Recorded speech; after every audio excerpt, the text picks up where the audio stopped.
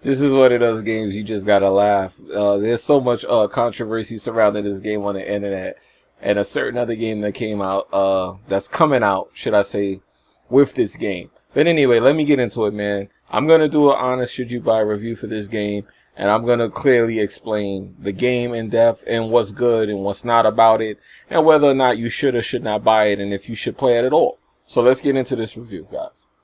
Maybe I know how to handle you too. Story. The story of Until Dawn is a survival horror adventure game developed by Supermassive Games and published by Sony Computer Entertainment. You will play as 8 friends who end up trapped on a mountain where they find out the hard way they're not the only ones there. You will play as these 8 people making difficult decisions, and based off these decisions, people will actually live and people will actually die. Based off the decisions you make in the past, pretty much, it will affect what you have to do making decisions later, whether they will be easy, hard, under pressure, tension, and other things like that.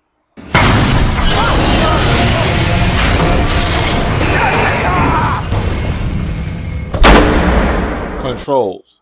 The controls for Until Dawn play a lot like games from Telltale Studios, and it feels it was inspired by this genre of games. You move around areas, search for clues, and make decisions, and watch them play out.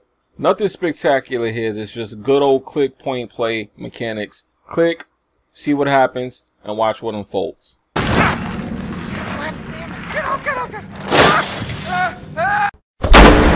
Features. The features of Until Dawn have 8 playable characters with a system called the butterfly effect. This being used to affect the future of the game based off decisions made in the past. You will play a single player campaign lasting roughly 10 hours. You will need to play through this game a few times to say you have seen most of the content involved in the game. Every time you make a decision, it affects what happens later, and based off that decision, you may want to change your mind and make a different decision, this prompting you to do another playthrough of the game. This is how they plan on making the butterfly effect a viable option in this game and giving it playability as replay value.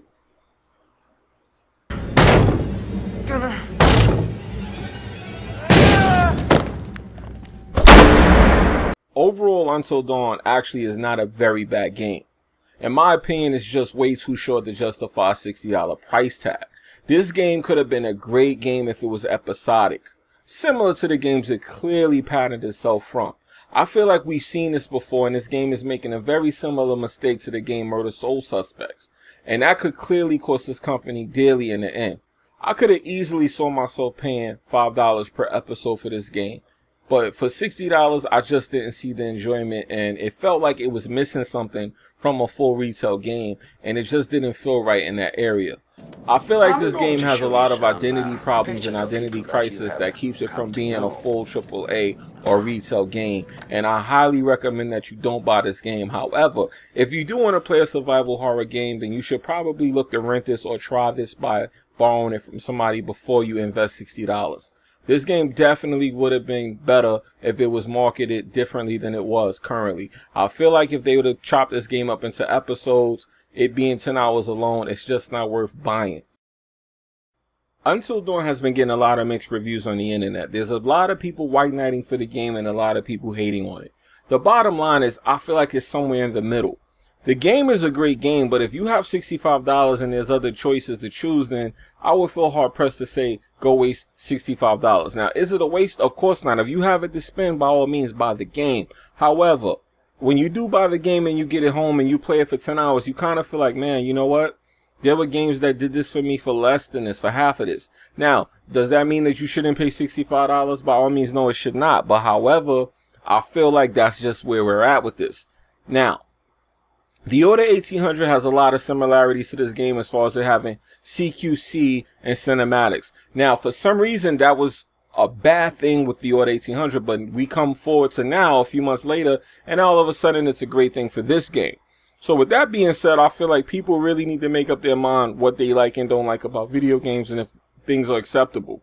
Now, the Order 1800 was another game I say, hey, it's short.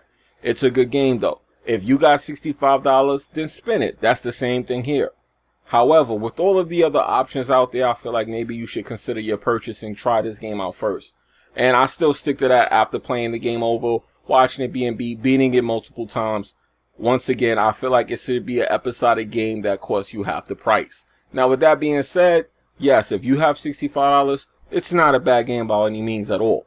But if you are hard up for the $65 and you have choices to make, then you may want to consider trying this game first.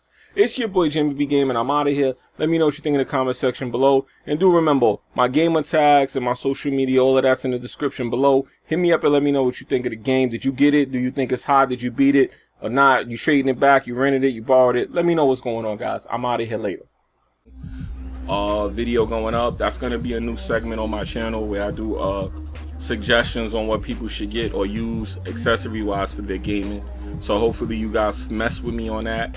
I'm gonna have like accessories for PC gaming, PlayStation, Xbox, and even Nintendo if that comes up. I currently do not own a Nintendo, so for you people that do Nintendo, I apologize, I don't have it, so I don't feel like I should get up here and talk about stuff I don't know. I'd rather do that than talk about shit from the perspective like how people say, oh, that's crap, that's garbage, and they don't own it. So since I don't own a Nintendo, I don't feel like it's my place to talk about Nintendo, good or bad, because everything I'm saying is just an opinion, and I like to have some kind of factual, you know, information or tangible object in front of me when I'm talking about something, rather than just going based off what other people are saying.